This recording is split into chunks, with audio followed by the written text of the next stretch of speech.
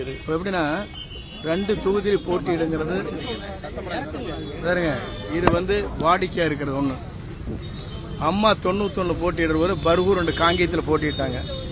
புரியுதுங்களா? இப்போ கேட்கறது உங்களுக்கு தெரியுது இல்லையா? அம்மாவே தேர்தலில் போட்டியிடுகிற போது 91 பர்கூர் 2 காங்கேயத்தில் 2 பகுதியில் இருந்தாங்க. புதிதாக இருக்கின்ற இந்த இயக்கத்தை சார்ந்த யாருமே தேர்தல் களத்தில் நிற்கிற போது 2 தொகுதியில் போட்டியிடுவது வழக்கம். அந்த வழக்கப்படி தான் இவர் செஞ்சிருக்காரு, தவிர வேற ஒன்றும் இல்லை. பாருங்க, தேர்தல் ஆணையம் வந்து 4 இடத்துல நம்ம போட்டி போடலாம். 4 பிளேசஸ். அது ஒரு தடவை பண்ணாங்க, ஞாபகம் இருக்கு உங்களுக்கு? ஆமா, 4 இடத்துல போட்டி போட்டாங்க, திருப்பத்தூர், இங்கே அந்த மாதிரி. அது மாதிரி போட்டி போடுறதுக்கு ஜனநாயகத்தில் உரிமை இருக்கிறது.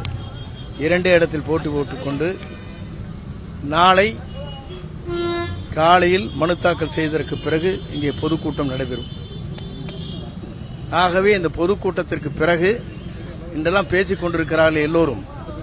நாளை மாற்றம் தமிழகத்திலே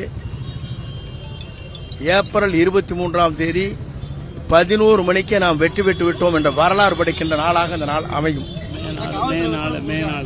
மே அதான் அடுத்த மாதம் மே 4. நான் 51 கட்டுப்பாடுகள் இருக்கிறது. அந்த கட்டுப்பாட்டுக்கு உட்பட்டு நாங்கள் அந்த பணிகளை நிறைவேற்றி வருவோம்.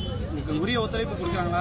கடையில் வச்சு இல்ல அதெல்லாம் இல்ல. பாருங்க, முழுமையாக காவல்துறை முழு ஒத்துழைப்பை தந்து அரசு நிர்வாகம் முழுமையாக ஒத்துழைப்பை தந்து கொண்டிருக்கிறார்கள். நாங்கள் போன இடத்தில் எங்களுக்கு என்னென்ன பாதுகாப்பு அளிக்கப்பட வேண்டுமோ முழுமையாக அளிப்பதாக உத்தரவாதம் தரப்பட்டிருக்கிறது. முழுமையாகவே இந்த பகுதியை பொறுத்தவரையில் முழு பாதுகாப்பு அளிப்பதற்கு அனைத்து துறையை சார்ந்த காவல்துறை மற்றும் வருவாய்த்துறை, அங்கே இருக்க தேர்தல் ஆணையம் ஒன்றாக இணைந்து அந்த பணிகளை மேற்கொள்ள இருக்கிறார்.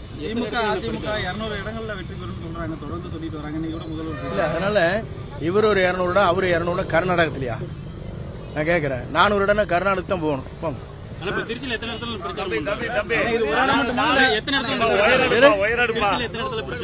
இந்த இடத்துல பேசுறாரு, இங்க பேசுறாங்க. யார்